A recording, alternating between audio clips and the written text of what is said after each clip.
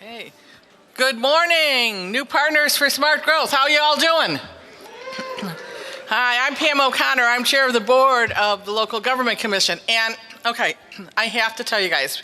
So it was great to be up here when we opened the plenary, and I asked people where they were from. But you know what? I did forget something. So, anybody here from Hawaii? Okay, one more time. Hawaii?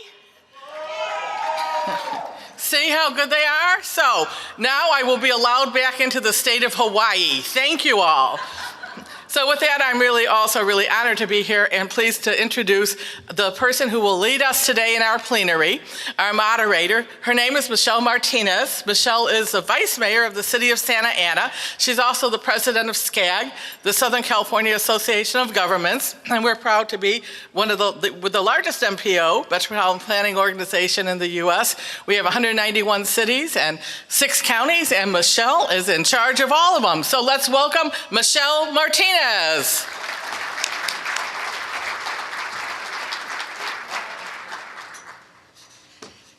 Thank you, Pam. Isn't Pam wonderful? Let's give her another round of applause, our chairwoman of the Local Government Commission. You know, it's truly an honor and a pleasure to be here with you all this past weekend. I hope you all are enjoying yourselves. Are you guys having fun and learning? It's always fun learning, right? I always tell people, because I travel a lot and I attend a lot of conferences, but this is probably one of the best conferences that as a policymaker that I can tell you that I can go home with 5 things and really implement them back in my community, and that's very important. But here today, you know, we're going to have a really great discussion. We have some amazing presenters here today, but I wanted just to start off and just give you a small background about, you know, the conversation that we're having today, and that is planning in an era of autonomous vehicles. So transportation is going to change. And I think we all know that it's not if, it's when autonomous vehicles are coming to your community. And I truly believe whether you're a planner, whether you're an engineer, whether you're a policymaker, we need to be ready. And this is an important conversation for us to start having. And so automation is transforming our communities. Robots are here to stay. We will see automated trucks, bus shuttles, and so on. Our workforce will change, and we're seeing it with automation now across many communities. So the big question we should be asking is, what kind of a city will we be? And how will we leverage this technology? As mentioned earlier, we're actually seeing cities like Pittsburgh, San Francisco, Arizona, who have automated pilot projects for Uber. So is your city or your region ready for autonomous vehicles? Raise your hand if you're ready. I see 1, 2, couple hands. There's a lot of light here, but not many of our communities are ready. So I'm the mayor pro tem from the city of Santa Ana, as Pam O'Connor mentioned, and also the president of SCAG. And I can say from a local level and from a regional level, we're not even close to being ready. And that's my personal opinion. But according to the National League of Cities, about 6% of long-range plans in major US cities are factoring the impacts of autonomous cars. The good thing is that my city is updating its general plan, its zoning code after 60 years.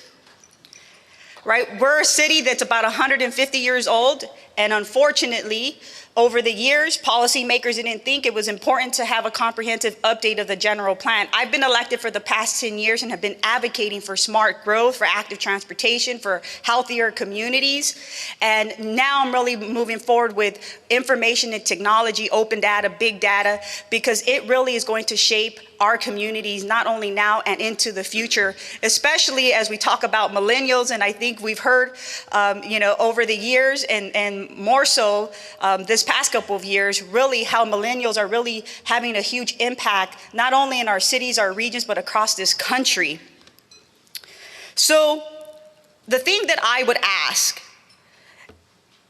how are these self-driving cars going to impact our land use, our zoning, our parking, our pricing, our regulations? Those are the things that we as policymakers and staff members should start asking ourselves. And in particular, if you're updating your general plan or your zoning, those are the conversations we should be having candidly with the public, with our stakeholders, because essentially they're going to have to get ready themselves. I'll tell you, I want to share just a quick little story before I bring some folks up and conclude. I was having a conversation with one of my residents, and we were talking about the workforce and what's going to happen, because they were saying, look, automation, I went into a McDonald's and I'm just ordering through a machine now. There's not a teller there, a young person, taking my order. And she says, when I was in high school, I worked at McDonald's. And that's what I did. Now these jobs are disappearing. I'm not sure if you all are aware, but when you look at the service industry and we look at our workforce, the majority of the workforce works in the service industry across the United States of America. And it's starting to get automated. Our lieutenant governor in California gave us a great presentation at our economic forum not too long ago, and he talked about automation and really what's going to happen to the state of California. And even though we're a state that's very innovative, we're very cutting edge, we're leading the way, but many communities are not ready for all this automation. So this young woman, when she tells me, she says, Michelle, if I decide to apply for a job in the city for Santa Ana, could I ask, as you all move forward and look at your workforce, it's getting older, not a lot of opportunities for young people in the city. How will you be transforming your workforce and the work that you're doing with technology, and you're seeing the private industry automate? I have to tell you, I paused and I told myself, wow, interesting. I told her I didn't have any answers. I'm only one member of 7. I have to count to 4 to move in the direction to making sure that our city workforce is ready for automation and what's coming. And I guarantee, and I was just having a conversation down here, that I asked my police chief that, maybe as we move forward, that, we will have automated cars for law enforcement where they can use their time more effectively and efficiently instead of just driving. Because many of us, most of the time, we're driving and most of our cars are parked, typically in our homes or in a parking structure. So I want to just conclude with this. We should always remain in the driver's seat, regardless of the new changes in technology. And this is our opportunity to really learn from practitioners, from experts, as they are looking across not only the United States, but the world. And I really believe that we can be in the forefront and really set good policies and good regulations that are going to help accommodate autonomous vehicles, but also make our communities more safe, being able to provide more placemaking, more active transportation, because what we want to make sure is that people are able to walk and bike and be able to be in a community where they feel safe. So the quality of life is extremely important, but I also believe as that we move forward in this direction, autonomous vehicles will be able to lead the way in helping us, making sure that we have a better quality life in our communities. So with that being said, our first presenter I would like to introduce, and if he can please join me up here, that is again Mr. Ryan Snyder. Ryan Snyder is the principal and director of active transportation planning at the Transportation Group. You can often find Ryan out for a daily swim, hiking, or on the trails. Ryan is widely known presenter, activist, educator, and has established himself as one of the forefront experts in complete streets movement. Let's give him a round of applause. Thank you, and thanks, Michelle. Many of the things that attracted me to active transportation are now attracting me to autonomous vehicles. The potential to address issues related to health, environment, equity, and safety that we can address with active transportation can also be addressed with autonomous vehicles. These are going to completely change the way we plan transportation and plan our cities. And throughout my career, there have been various innovations that have come along where somebody thought, well, this is a silver bullet, this is going to change everything. And I was thinking, nah, not really.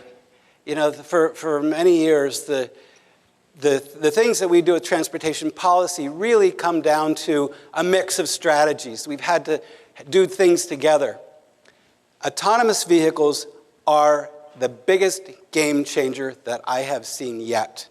So we have the potential, as I said, to address many of the issues. We can address equity issues. We can make things safer. We can reduce greenhouse gases. We can make our cities more livable and more interesting and more vibrant to live in, like the photo on the left.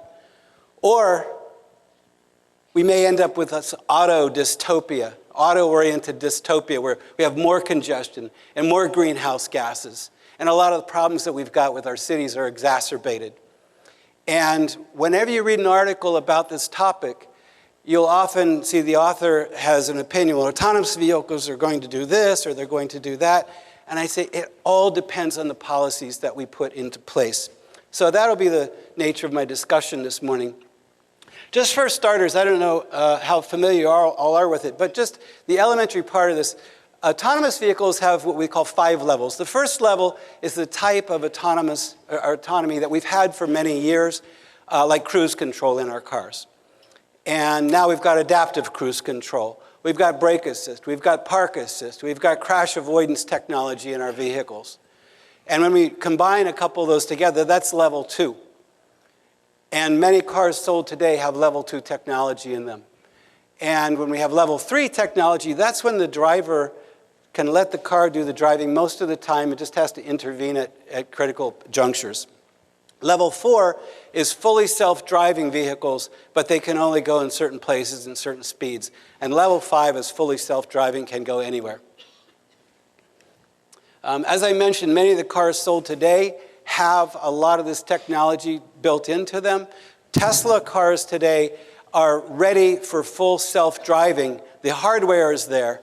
We're going to have software that will accompany the hardware later on, but they're ready for the software. And many of the cars sold today already have this brake assist. Is going to be a standard feature in vehicles. 93% of our crashes are caused by human error. And we won't eliminate all crashes with autonomous vehicles. But for me, the standard is not when autonomous vehicles are entirely crash-free. The standard is when we can do better than killing 38 or 40,000 people a year on our streets and highways. And I think we're probably getting somewhat close to that before too long here. And there's always a big question. So what we're working on now, some of the key elements of autonomous vehicle technology are vehicle-to-vehicle communication and vehicle-to-infrastructure communication. And so we're coming a long ways with both of these today. It's becoming pretty sophisticated. People always ask when, whoops. So, come on. Singapore hopes by next year to have autonomous vehicles in commercial operation. And by 2021, Uber plans to have fully autonomous rideshare services available.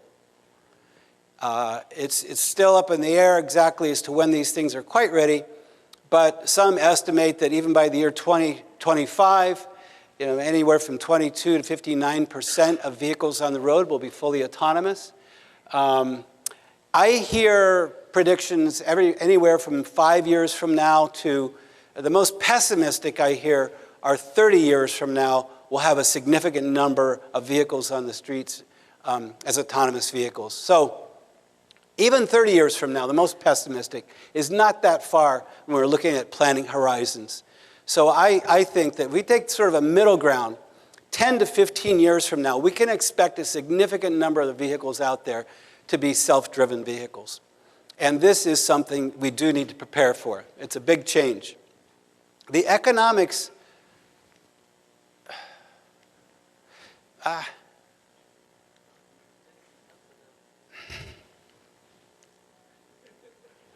me just say, the economics of it are going to make a big change.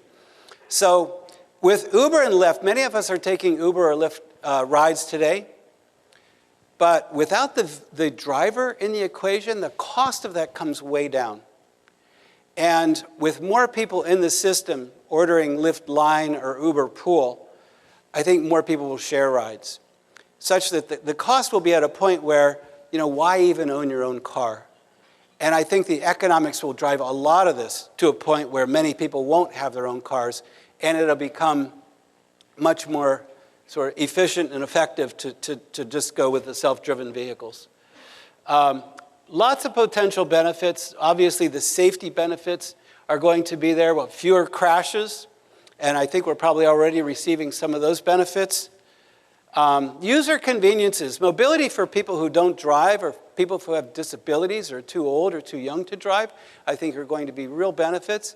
And the ability to use your time much better is going to be a real benefit, and that will also drive a lot of the sort of transition. Once these become available, people will want to use them. Okay, now I've got a few animations I want to show. I'm very interested in the technological possibilities. One of them is with increased capacity of our streets and freeways.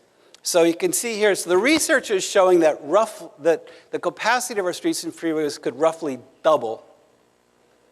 So that's a really important thing, and for me that means a lot more road diets. So if we could advance to the next slide. I've already seen this. Down below. There you go. Okay.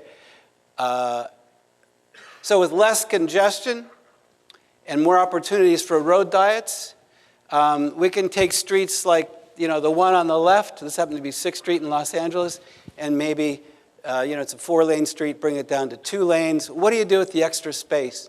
Maybe a jogging path, maybe a wider sidewalk, maybe some bike lanes or protected bike lanes, maybe some just sort of street space, so social use of the space, I think is much better.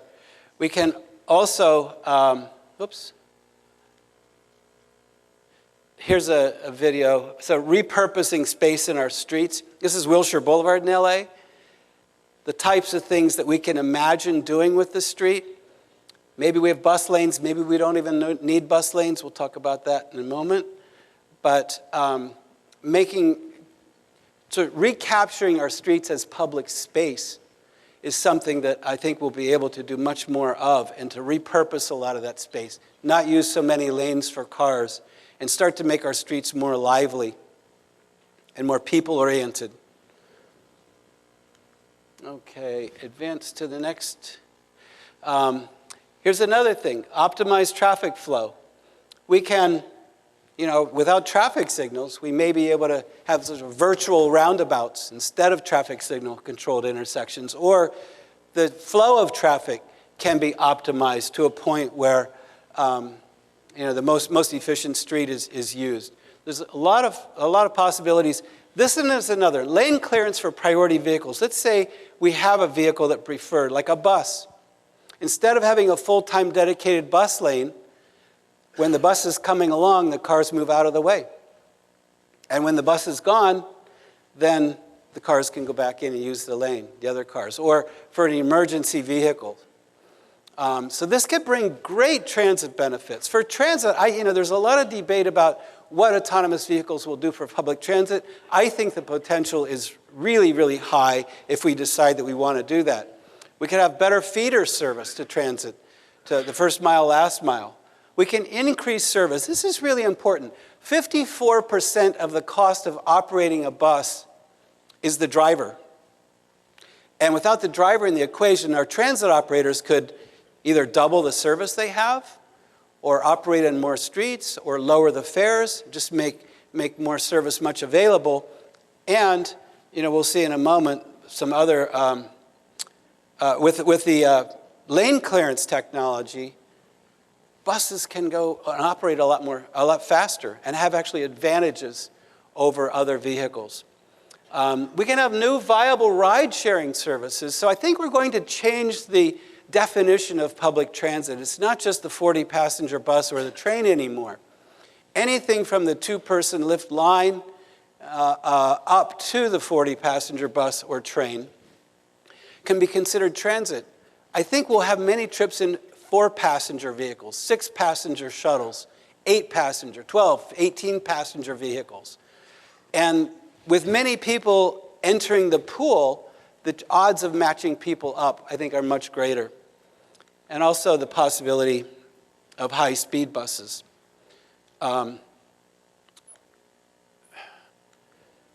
So I think we'll have much more what we call micro-transit. And we can have vehicles of the appropriate size. This thing is too sensitive. Okay. Okay, let's, here's another video animation. So the possibility of high-speed buses, if we have reliable lane clearance technology, maybe we can allow buses on our freeways to go 120, 150 miles an hour. So we could have our regional freeway networks as transit networks, and maybe do some of the inner city travel, in our case from LA to the Bay Area, or between cities, high-speed service. That's very inexpensive. Right now, Greyhound takes that trip for $35. Again, without the driver in the equation, that trip could probably be made for $20. And at that point, why don't you just have really high-quality or seating, and even like first-class seating on just like the airlines, where you can recline fully back and sleep or do whatever you want and have a very inexpensive ride, I think is a real possibility. For pedestrians and bicycles, autonomous vehicles are trained to detect pedestrians and bicycles, and they generally do a pretty good job of it. But why don't we add on another level of redundancy? And this is one of the things that autonomous vehicles they do. They have LiDAR, they've got radar, they've got cameras. There's redundant technologies that make sure that they're detecting everything in the streets. And so why not have a transmitter on your bicycle, or as a pedestrian, a transmitter in your pocket that says, I'm here, don't hit me, or maybe, one of the challenges we have in pedestrian planning is to try to find good pedestrian crossings of sort of locations where we don't have traffic signals of busy arterial streets. So the pedestrian can send a signal out, so I'm crossing the street here and now, please, let me through, and the cars would stop and let the pedestrian through. I think greater use of electric vehicles, we're sort of heading that direction. There's various ways we can reduce greenhouse gases. I think making walking and bicycling much safer is going to have a big impact on those modes, but having more people in transit, having faster buses, electric vehicles, and having vehicles sized appropriately. If it's just you going a few miles, you can get by with a really small vehicle that's much more energy efficient than carrying 2 tons around with you. Faster emergency access is another possibility, again with the lane clearance technology. Now what about the downsides? I think the biggest and unavoidable downside, and this will happen, as Michelle said earlier, it's not a question of whether these are coming or not, it's a question of when they're coming. Inevitably, we have millions of people that are employed in driving buses and driving trucks and all sorts of taxis and the like. These jobs will be gone. And these are jobs that often pay more than minimum wage for people that don't have college degrees. And this is an important area that I do believe we need to prepare for. It's not the only area where we're losing jobs. We're obviously losing jobs to automation across economic sectors, but I do believe this is inevitable and it's something we need to prepare for. Also, the auto-oriented dystopia, the possibility that this technology induces more travel is very high.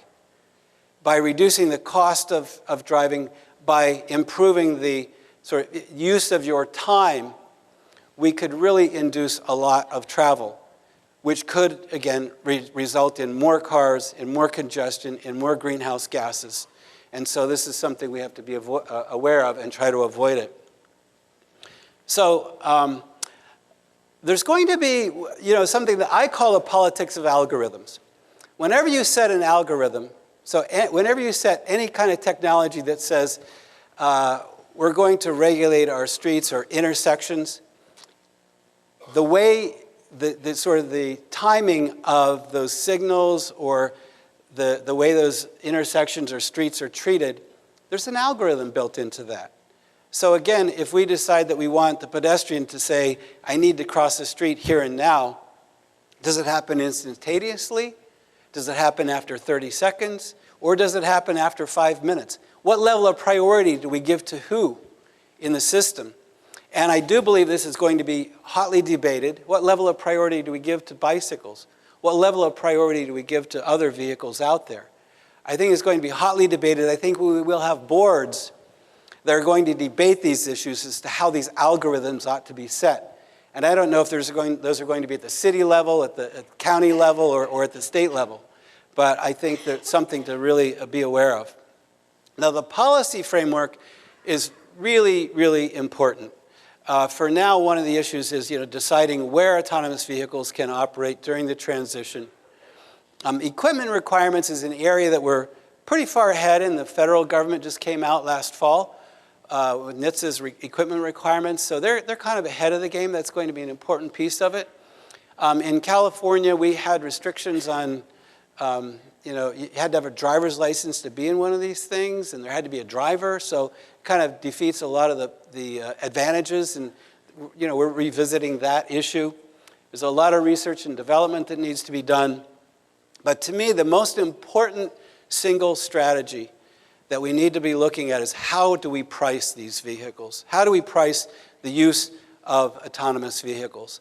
And this is where we can use pricing strategies to make sure that the rides are shared, that we give it financial incentives for sharing rides and for going in higher occupancy vehicles so that we have reduction in greenhouse gases and vehicle travel. In Massachusetts, I understand Tennessee already has a law that says that they will be priced on a vehicle miles traveled basis. I think VMT is a really good stick, but I would add in there greenhouse gases ought to be part of that pricing mechanism, as well as the number of persons in the vehicle. So you get price breaks for having shared vehicles. Giving time advantages through technologies like the lane clearance technology that I mentioned earlier. And with this sort of technology, everything is becoming computerized. We can scale both our pricing and our time advantages into the number of persons that are in the vehicle. Liability issues are another one. Who's at fault? Who gets blamed if there is a crash? Who's responsible? Manual and uniform traffic control devices are really important as well. I'm on a task force for the National Committee on Uniform Traffic Control Devices that looks at this. And for right now, it seems as though autonomous vehicles are not going to need a lot of new infrastructure. They like well-marked and well-maintained lane striping and curbs and all of that, but not a lot of new markings or signals or signs, apparently. Parking codes are another big issue, and this is especially for the local government. How do you, with new development, should you really be increasing parking codes? We're not going to need as much parking. And what else can we use that space for? So in conclusion, I think autonomous vehicles offer a lot of potential benefits and can help us solve many of our problems, but we have to have the right policies in place. And at this point, I have more questions than I do answers, but I think that we all need to be having this discussion and bringing up some of these issues that we'll be facing and start to form policies so that we're prepared for the day of autonomous vehicles, because it will bring big changes. All right.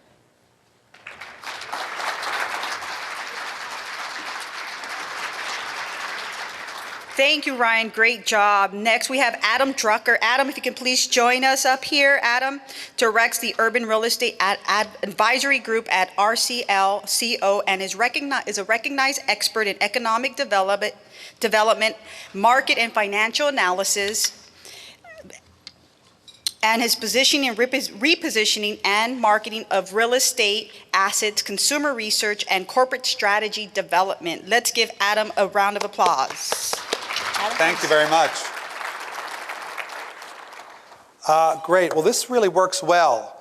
I think you just heard a really thoughtful and forward-looking discussion of the technology and the planning and transportation issues that come with the autonomous vehicle. And what I've been asked to speak to today is the question about why should people who own, develop, and operate real estate care about this? And why should people who are thinking about the future of our cities more broadly, governing our cities, designing our cities, care about this? And I'm going to argue that we should all care deeply about it. By way of background, our firm does, 2/3, 3/4 of our work with private sector developers and investors in the built environment. And they are asking these questions furiously. If you think back to Ryan's slide with 2025 is the year in which we really begin to see autonomous vehicles in serious use on our streets.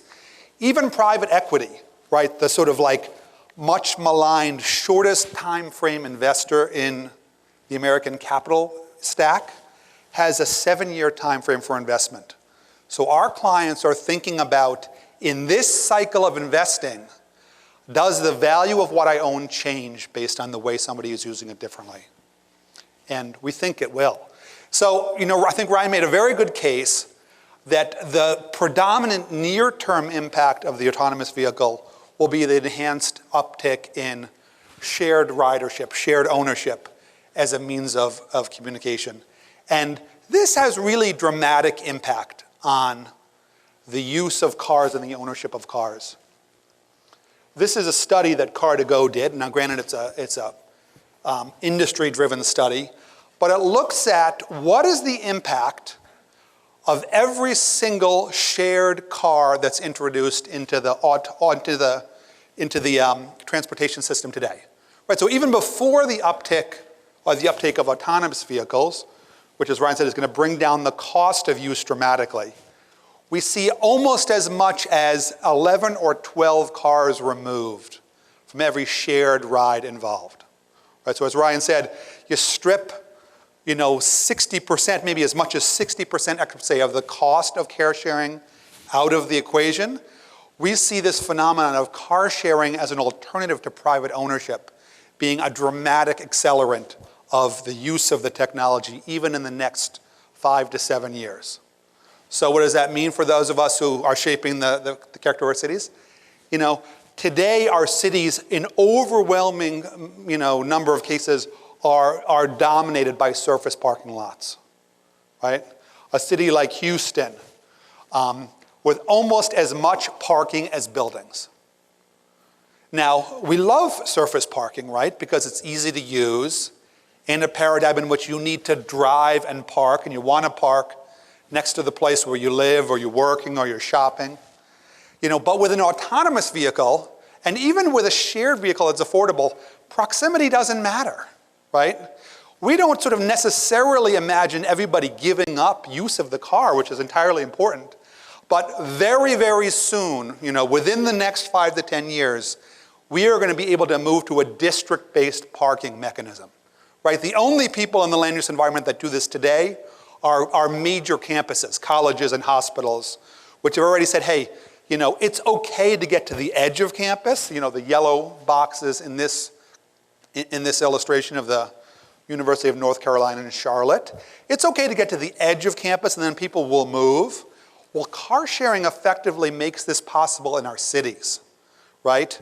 Or your own privately owned autonomous vehicle makes this possible. The car, whether it's driven by me or somebody, or whether it's owned by me or somebody else, can drop me exactly where I want to be and go to parking on the edge of town.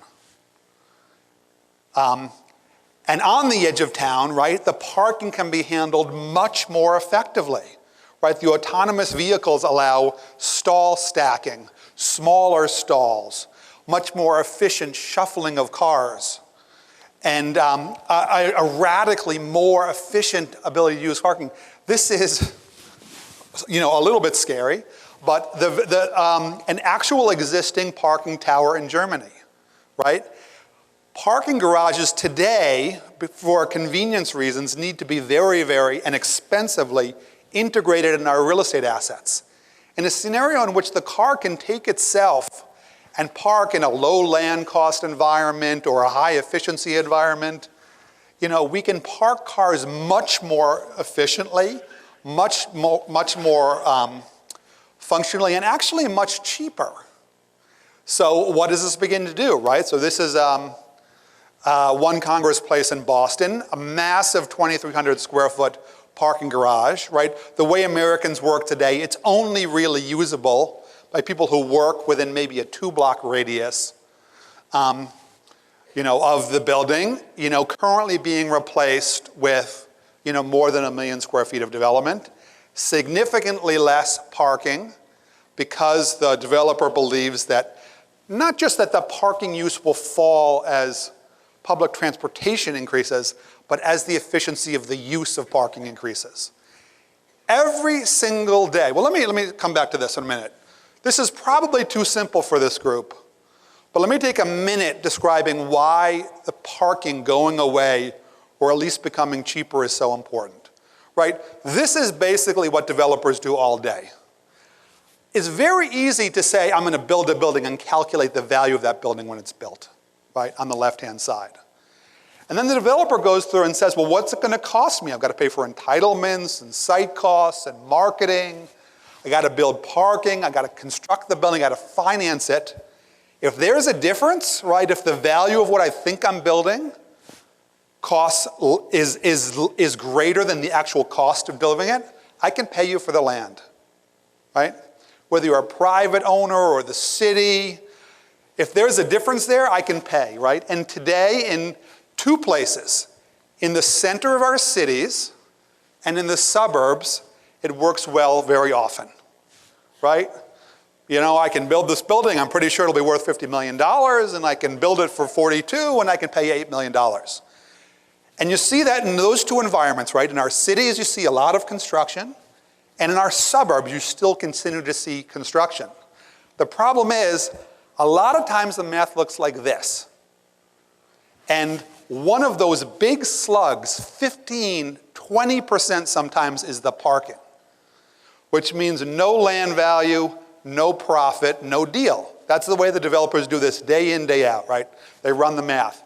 And what that means is, as a society, we are currently, you know, facilitating this huge missing middle piece, right? Everything between the true suburbs and the center cities is effectively undevelopable, which is a problem not just because those missing middle densities, those urban transit villages that we all kind of, you know, love so much, are not cost feasible.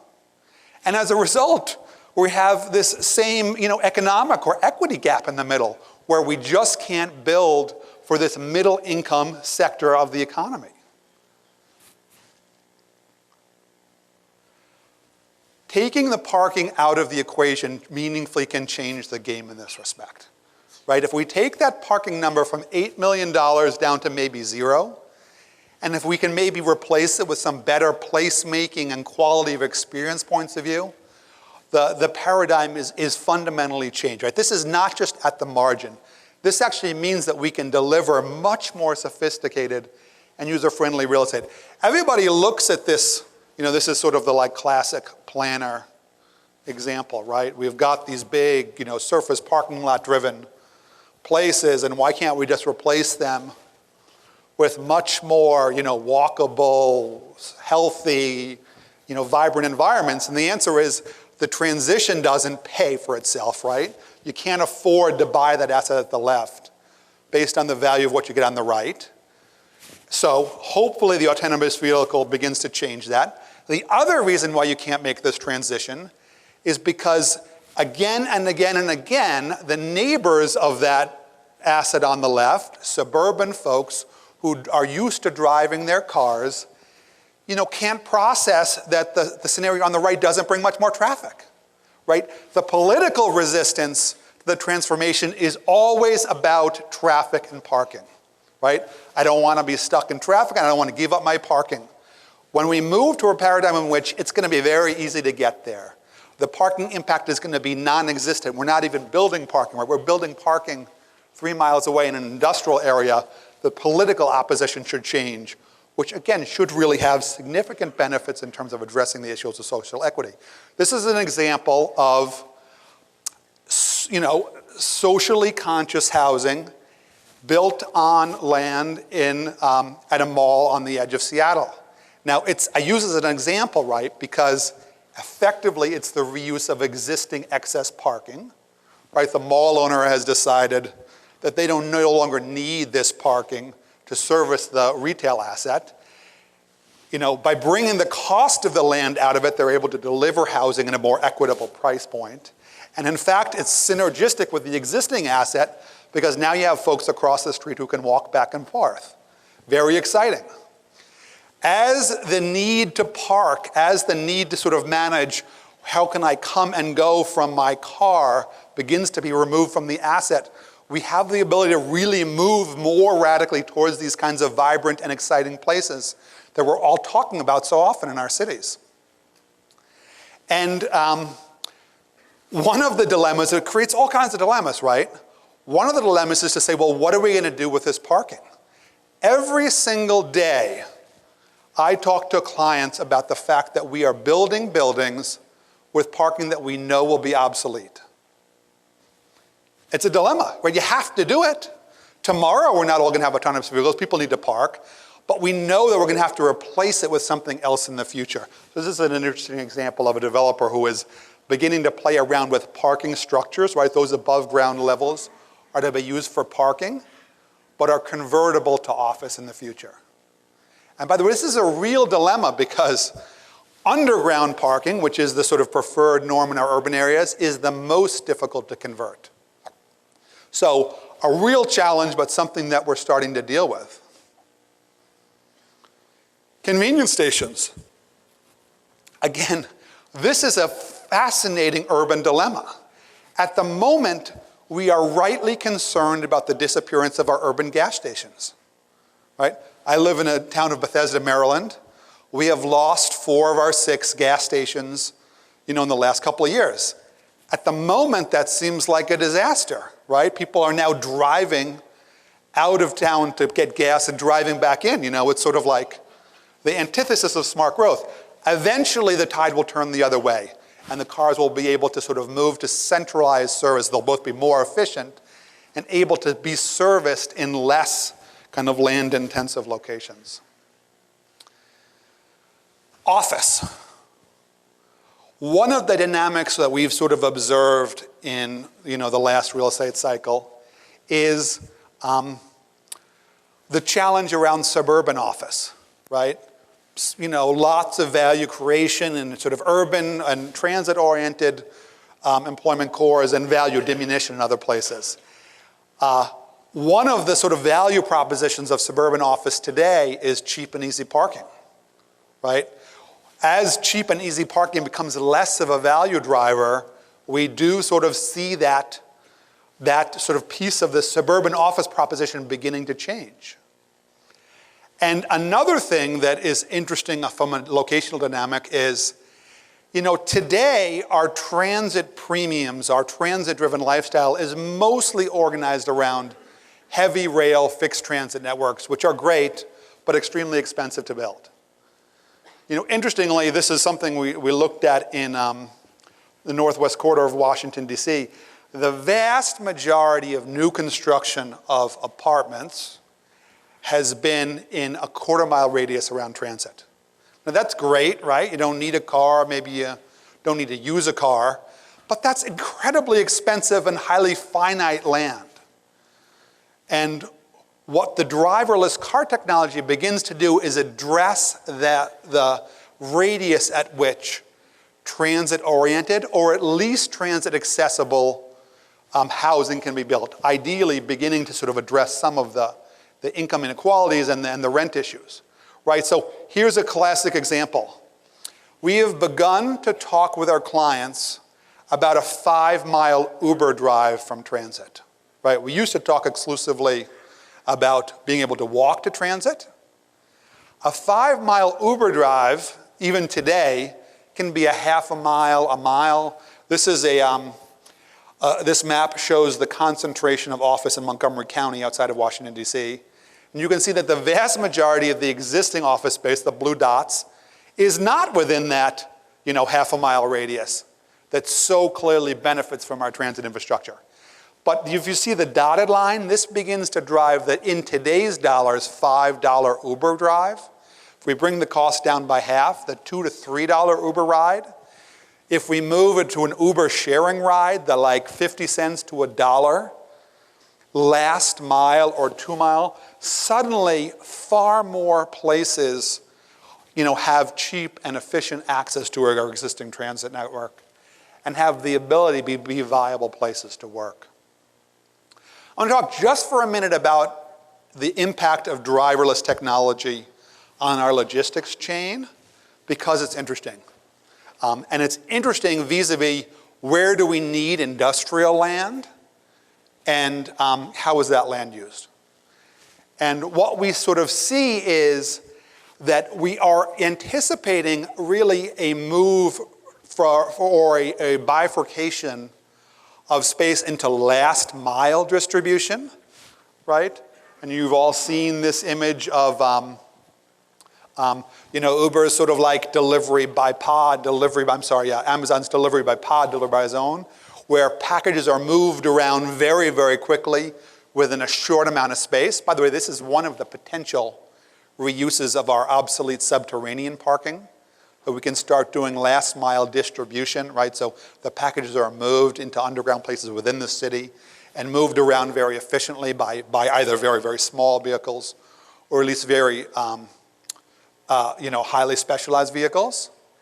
And then the true large-scale logistics can actually move much further from the city, right? So today, our cities, the close-in suburbs of our cities are in significant measure dedicated to distribution and industrial facilities, which is neither a great use, although today an effective use, but once we move to very inexpensive, long distance movements of goods, we can move that distribution network outside of our cities, and we can use all kinds of autonomous technologies to move goods around very, very efficiently within our cities. So the last comment, and Ryan addressed this too, does the driverless car begin to reintroduce the tension between walkable infill development and suburban development? And I think it does, and I think we need to grapple with that in our planning, right?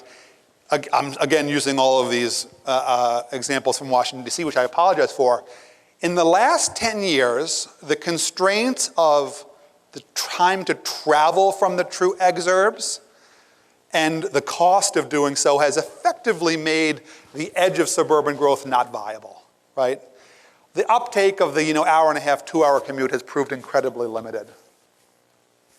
But the reality is, this is a map of Atlanta, is that most of our metropolitan areas are highly, highly suburban, right? And they're suburban because people do appreciate the quality of life that they get in those places, whether we like it or not. Right, the green areas show suburban census tracts in Atlanta of one form or another. This is an analysis we just did with the Urban Land Institute, kind of looking at, based on the character of place, what are really suburban.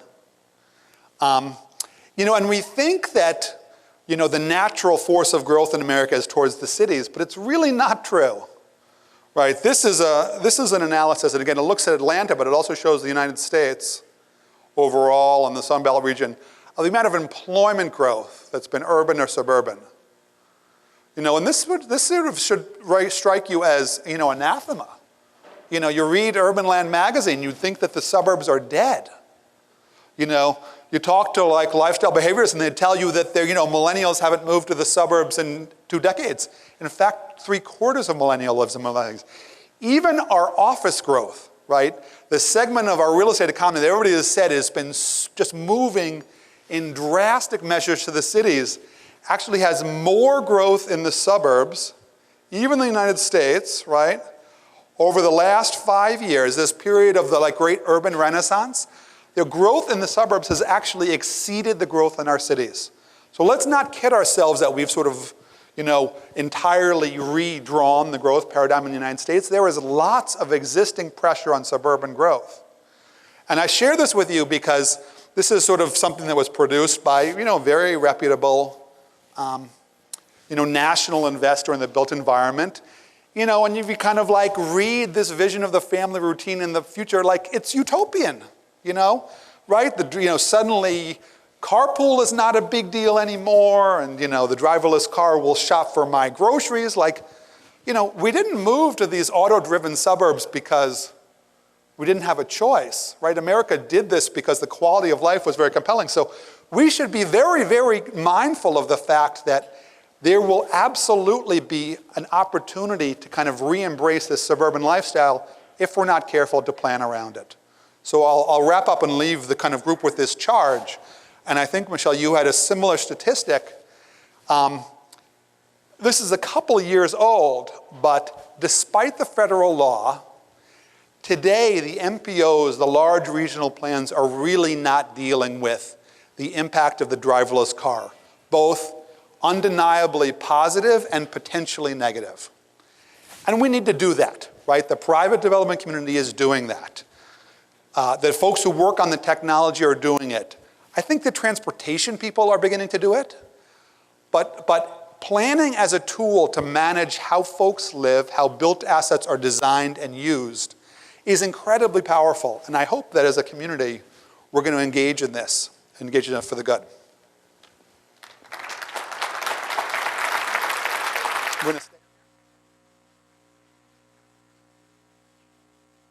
Thank you, Adam. Brian, can you please join me up here? We're going to get into some Q&A. I know we have our staff that will be able to provide some microphones, so we'll go ahead and just open it for Q&A. I know we probably have a lot of questions, so I would just ask the audience if we could be very specific to give enough people enough time. We do have about 29 minutes. So with that being said, who's going to be the first? Oh, here we are in the front. And I really can't see. The lights are very bright, so please just, you know, so you can raise your hand so that the staff can see you. Allow a devil's advocate. I feel the aura of George Orwell. Tremendous amount of planning. The thing that strikes me the most is the concern for unintended consequences. You hit upon the job replacement. I wonder how efficiently we can project all the lost jobs of the drivers. If we're building less cars for people and more autonomous for shared, then you have the auto workers industry, the sheet metal industry, the steel industry, the electronics industry, and all of those industries that become affected. Beautiful pictures of the reduced lanes. What happens in the situation where you have a weather emergency, or God forbid a terrorist emergency, where you can't manage with one lane of traffic? I'm scared of the 120-mile-an-hour bus, and thinking that in this terms of thinking and projection, that we need to maybe keep in our minds a 55-mile-an-hour limit of progression to where you think we're going to get in 2020 and 2030 and 2040 and the future. It's more of a concern than a question. It's mind-boggling. What you have there may all come to pass. In 1984, you know, it was there. And now we're 30-some-odd years past 1984. And the things that we are projecting, that we're all looking at, in smart growth, the question I have is, how smart are we really being in doing all this? That's the issue for me. Ryan or Adam? Okay. I think a point very well taken. And again, autonomous vehicle technology is coming whether we like it or not. And I think that you're absolutely right that there are enormous potential unintended consequences and so many things that we really don't know what's going to happen. I think there are many potential benefits and many potential downsides to this, and it is up to people making public policy to ensure that the results are beneficial to society and don't have these negative outcomes. Now, to your point about job loss, again, this is absolutely regrettable. There will be a lot of jobs lost, and not only in driving, but as you mentioned in manufacturing of cars, I think. And it's something that we've got to prepare for. Now, as far as the high-speed buses, as I said, when we've got this lane clearance technology to a point where we know it's working, I think it's something we'll just get used to. As I was saying earlier, Pete. Huh? That was more allegorical than this. I'm concerned that, we have trouble getting reception here in the room for email, phone contact, Wi-Fi. You're out there and all of a sudden the bus hits a dead zone. Who's controlling it at that point? Well, again, the technology is going to advance, and I'm pretty certain that it will get to a point where it can do that and can do it safely. Yeah. And I think the advantages are just going to be enormous. Also, the history of technology tells us that, there are these problems which the machine can't possibly contemplate. And every technology, from the telephone to, consistently proves that, the complications with technology-enhanced use are actually far lower than human, use. The other thing about the equality issue is, we've been saying for 200 years that technology is going to make humans irrelevant. And in fact, the history doesn't show that, right? It is not true that, we went from the horseless carriage to the car, and the horseless carriage people became this huge class of unemployable people. But what technology has done, and I think this is relevant in all your communities, is it contributes to inequality. Yes. Right? The haves and have-nots. I was at a conference a couple of months ago in Silicon Valley, and I said to myself, this is the most, the biggest attended conference I've ever been to. Well, that's because the conference next door was called Sensors.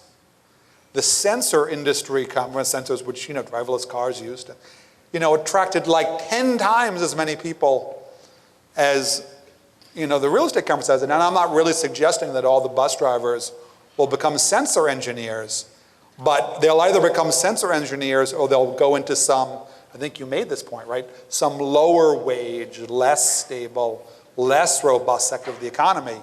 And that middle is the piece that I think we've got to worry about. Yeah, and that loss of jobs is something that we really need to be dealing with, again, across the economy. And it's kind of a bigger issue than autonomous vehicles, but it's certainly present with autonomous vehicles. Take this one. Thank you for a great presentation. Two questions. One is, I live in a rural place, and we don't have Uber yet or Lyft at where I live, and so is there a certain scale or density that this applies to, and below that, it's not really going to work because of scale and cost and everything, or is this going to be everywhere? And the second question is, I appreciate the less desire for parking, but there's going to be peak and non-peak times, and from midnight to 6 a.m., all these driverless cars are going to be parked somewhere. So where do all these driverless cars park? Okay, the question about rural areas, I think, is an excellent question. I don't have any really good answers for you. I think that this technology has a lot more to offer urban areas, especially in the early days. And I think it'll transform much faster in the early days.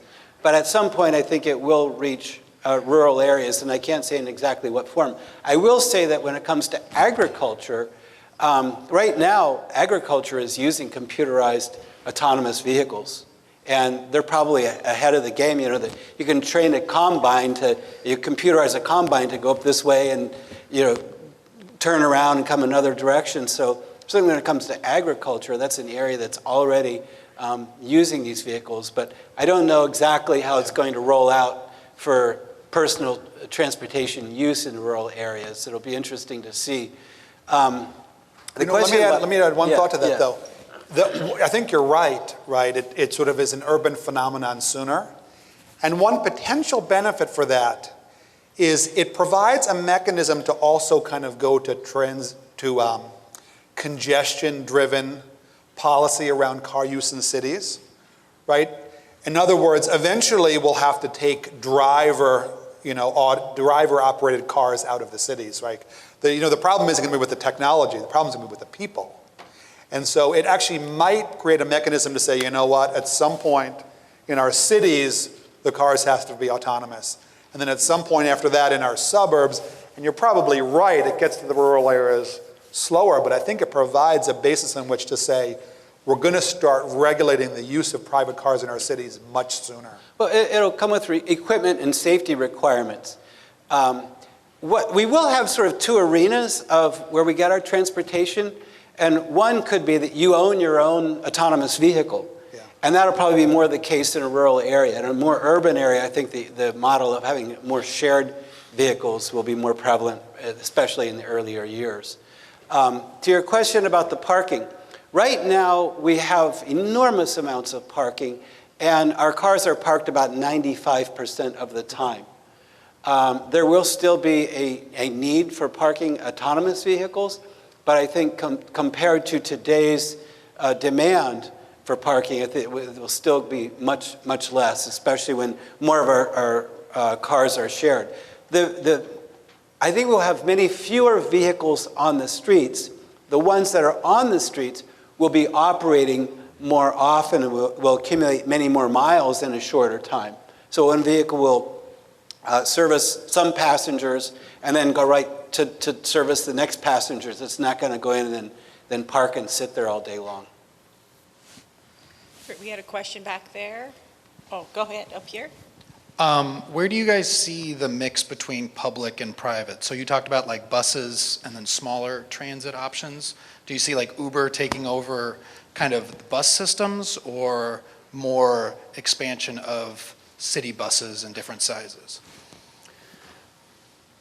I don't know exactly what's going to happen. My personal guess is that we'll still have the public buses, and I think, as I mentioned earlier, I think the public buses will operate much more efficiently because we've taken the cost way down of operating a public bus. Right now, they're heavily subsidized, and I think that the subsidies will go way down to the point where transit operators can afford to operate much better service at lower costs.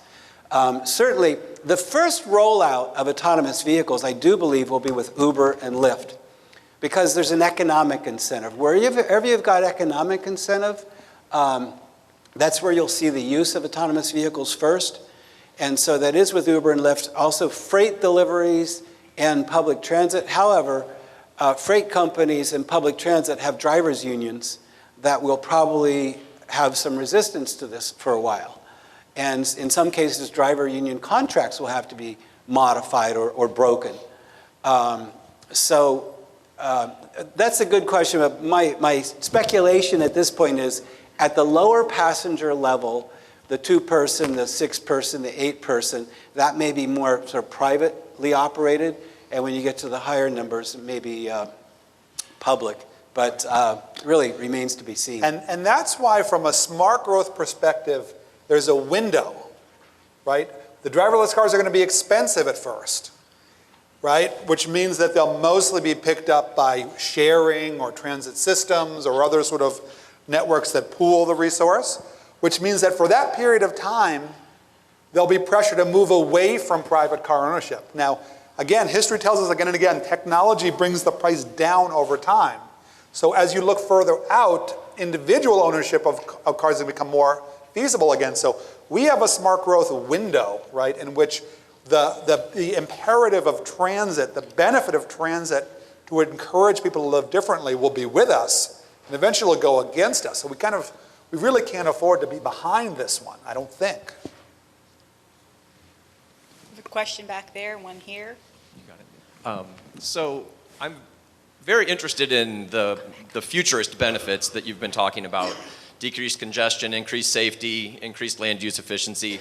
And I see that in a very urban context. In a very suburban context like St. Louis County, I'm more interested in kind of where we've got an aging population. They're all over the suburbs, so there's no concentration of that aging population.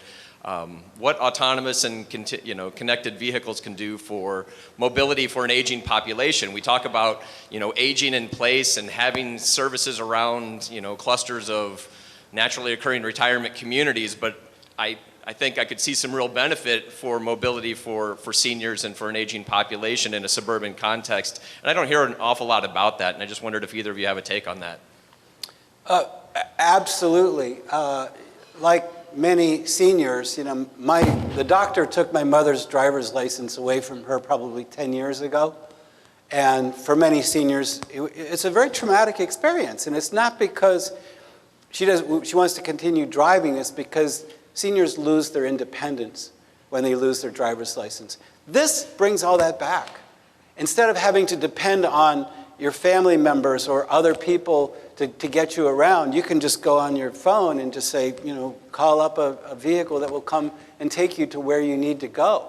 I think that'll be an enormous benefit for that group. I think there will also be much greater, as I said, possibilities for people to pool rides, to get in a 2-person, a 4-person, a 6-person vehicle. And one of the interesting things about this technology is that it's computerized and it's continually learning. So many trips, say for example, I live on a very busy bus line in LA on Wilshire Boulevard. And if I'm going anywhere on Wilshire Boulevard, it's convenient for me to take the bus. If I'm going anywhere, and that's in east-west, if I go anywhere north-south, it's difficult to get there by transit. So I could take, this type of service and get there in a 4-person or 6-person vehicle. The vehicles are learning, and they'll quickly get to a point where they'll say, I know this route. For this route, we need a 6-passenger vehicle, and this is where we typically go, and this is the demand along that route.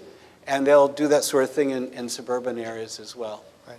The other impact on maybe not quite as senior, but the sort of post-family generation is, the smart growth community has all been wondering, right? Why have in their empty nester years, right, more of the baby boomers not picked up and moved to more walkable urban neighborhoods, right? Why not? The answer is because most of them can't afford to, right? If you sell a suburban home in St. Louis County, the vast majority of people who own those homes cannot afford to move to, transit-rich, walkable neighborhoods, right? You just can't do it. And especially if you can't give up your car, right? Most people don't want to change their church or their synagogue or their mosque and their neighbors, and so they need to own a car to get to those places today anyway, and it's just not feasible. If we could take the need to own a car and the cost of living in those places down, that would be the single biggest juice in the can for smart growth. Mm-hmm. Make it cost feasible. Everybody thinks it's about behaviors. It's about economics. Make it cost feasible for people in their non-family years to give up a suburban house, and they'll be delighted to do it. Obviously not all of them, but many of them. Great question back here. One of the last slides was about the federal law requiring, I'll say, both MPOs and RPOs to provide planning for autonomous vehicles. Where's that law embedded, and can you give examples of those MPOs or RPOs that are doing that and doing it somewhat successfully? It was my slide. I should be able to answer the question. But no, I cannot. I can't think of any yet, but I will say that I think that we need to be thinking on all levels of government, what's the appropriate role. So federal government has a role in equipment requirements, and they've actually, like I said, I think they're ahead of other levels of government. Yeah. There's a role for state government to play in licensing issues and pricing issues. There's a role for regional or county governments to play in this, and there's also a role for local governments. Yeah. And so at each level, we need to be thinking about what kinds of things we can do. And that's sort of at the regional level, I think a lot of it's about regional mobility and regional land use planning. Yeah. And now that we've avoided the question, it is a good argument for regionalism, though. You know, there's an interesting history around railroads, right, in which when they were originally being built, they all used a different gauge system. And so in Germany in the 1800s, you know, the rail lines would like meet at the, you know, the principality borders, and like the trains couldn't cross because the actual gauge of the system was different now. The technology that driverless cars will use is much more fluid, but let's not make the same mistake of, you know, in any one area, 100 different, you know, ordinances and guidances around, Right. you know, systems and technologies and like use laws. Like really we should like move to a very high level of government for doing this, at least regional, if not really driven by national, as unpopular as that may be in this environment. Yeah, and one of the things that the industry is very concerned about is having a patchwork of different laws, particularly with different states. I mean, they want a certain level of consistency so that they can operate economically. And I certainly agree, and I believe it should be at a regional level to the state, to the national level. I'm certainly in agreement. I know we have a question back here, then we have another one up here. Okay, Yep. so in terms of infrastructure need, I know that some of those car manufacturers are looking for specific changes from some of the, in the roads and some of the traffic lights. I know Las Vegas at least adopted some of the changes to a new protocol called traffic light management system or something like that. Do you see with some of the infrastructure need from the car manufacturers, do you think that city is going to respond to that, and do you think that this might slow down the progress of? I think it's a very good question, and as I said, on the committee on the MUCCD committee that I'm working on, we're kind of at a loss right now. Right now, the industry is telling us they probably don't need a whole lot of new infrastructure. And I think it's, again, one of the advantages of this technology is that we probably won't need to build a lot of new infrastructure. These vehicles are being designed to deal with existing infrastructure. So again, they like well-maintained lane lines, and they like retroreflective paint, you know, something they can easily detect. So as long as we're maintaining our streets well, you know, perhaps we'll get to a point where we'll put additional transmitters, maybe on lamp posts or something like that. But it doesn't look like we're going to need to spend a lot of money in new infrastructure, which is a huge advantage. And the cost of doing that versus building new roads is like night and day. So the city should really, you know, you should be delighted that this might be the future of infrastructure investment. And to think that we don't need to widen roads and add new freeway interchanges and new on-ramps and all that kind of thing, that we can take existing roads, and there's plenty of capacity in most communities to deal with what we're going to have for a long time. So I would ask you all, you know, currently now across this country, you know, our roads, you know, are not in the best of shape, right? So, you know, the deferred maintenance and not having capital to maintain that infrastructure, with these new autonomous vehicles coming in, and certainly they will make improvements and less deferred maintenance for local communities, regions, states. But the question would be, what would be the weight capacity of these vehicles? Because if they're going to be quite using the road more often, there could be more issues as it pertains to potholes on and so forth. And so I guess it would be the weight capacity, and how do we actually leverage that, if it's going to be less, to making sure that, you know, we don't have those problems. I think we're going to see a wider variety of vehicles on the streets, again, and of all sizes and shapes. And some of them will be heavier, some of them will be lighter. Like I said, for some of the trips, it'll be a one-person little vehicle that's just large enough for you to get around in, and others will be larger buses. I think it'll allow us to shift some of our funding that we're now using to expand infrastructure to instead use it on maintaining existing infrastructure. And I really believe it'll be a money saver. Great. We had a question. We have a couple questions in the front, and then we have some back here. Go ahead, right here. Yep. Oh, I can't see, so the light. Go ahead. Okay. Oh, all the way to the far end. Hi. And thank you for all of this innovative food for thought this morning. I'm thinking about where is the economic imperative where does that come in for the alternative modes of transportation for walking and biking? Where is my motivation to engage in those forms of transportation if this is, you were talking about pricing, and how does that come into play? Is there a role for Uber or Lyft to motivate those other forms of transportation, maybe in pricing through credits? You talked about greenhouse gas pricing, so that might just be food for thought, but where does the economic imperative come from these large companies to encourage people to use our sidewalk and green space infrastructure? Okay, well, I think the biggest benefit for walking and bicycling, again, this is normally what I do for my work, is going to be this, going to be a whole lot safer. And every survey that I've seen and every survey that I've conducted, people say the primary reason that they would like to bicycle more, but the primary reason they don't bicycle is because they don't feel safe on today's streets and roads. And I think once we've made that safer for people to bicycle, once it's safer for people to walk, there'll automatically be more people doing so. And in my work, I often plan things like, bike lanes, and we're doing a lot of planning of protected bike lanes and all that today. And I'm even wondering, and for pedestrians, curb extensions and crossing islands and all these devices. And I'm even wondering, well, are we going to even need to spend money on those things? I don't know. But I think there's going to be a lot of benefit. And again, with this enhanced detection, we could have transmitters if we need to. It could be that way. Now, to the other point, we're going to need to think of alternative ways of financing our transportation system. Right now, the gas tax is woefully underfunded. And again, this vehicle miles traveled fee, I think, is going to be a big part of it.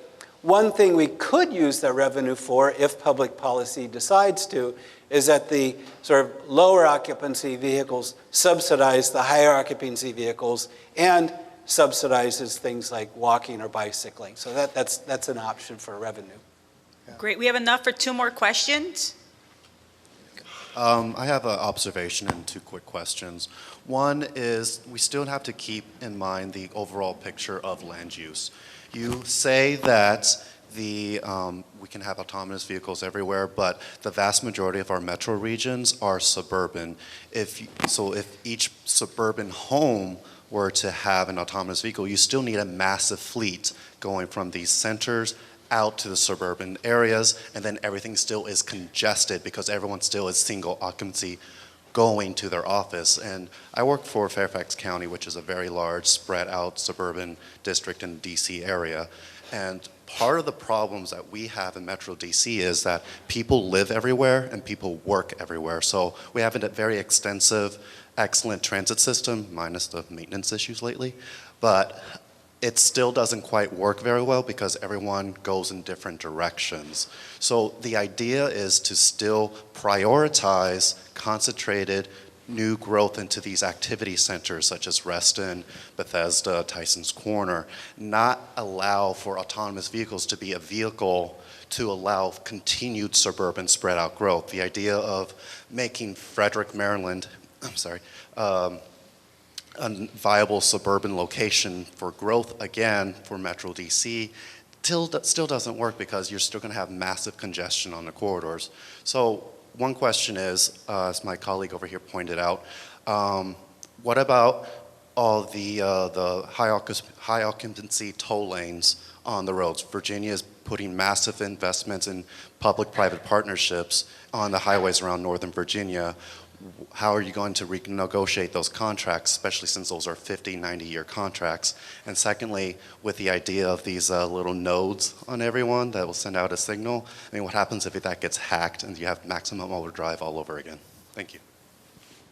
Okay, well, there's a lot there. First of all, let me go back to the beginning of your discussion. Before I got into bicycle and pedestrian planning, before there was work to be had, my work was primarily in transportation demand management. And I was doing a lot of work site rideshare programs. And the suburban areas were not good, the employees from suburban areas were not good candidates for fixed route transit. But the odds of possibilities for them to get into carpools, into 2- and 3-person, 4-person carpools, and to get into van pools were very high. So I think we're going to see quite a bit of that. And your idea of the land use plan, we're still going to have to do land use planning. We're going to be smart about our land use planning. And we will have the ability to price. I don't know if it's going to be so much that the lane is priced or the vehicle, the travel of the vehicle is probably priced. But I mean, all those things together, we can. I'm not convinced we're going to have congestion, even coming in from the suburbs. I don't think that's a foregone conclusion. I think through sharing and through price incentives, we can eliminate a lot of that congestion and get people to share rides, even from the suburbs.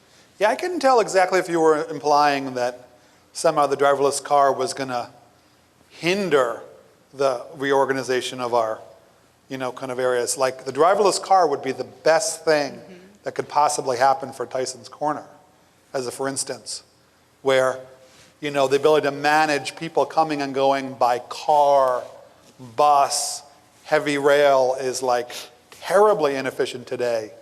A driverless technology could make a place like that work so much better and bring down the cost of living and working there, which would sort of enhance its uptake. So I don't see the two as like necessarily like immediately moving us back to suburban growth, although.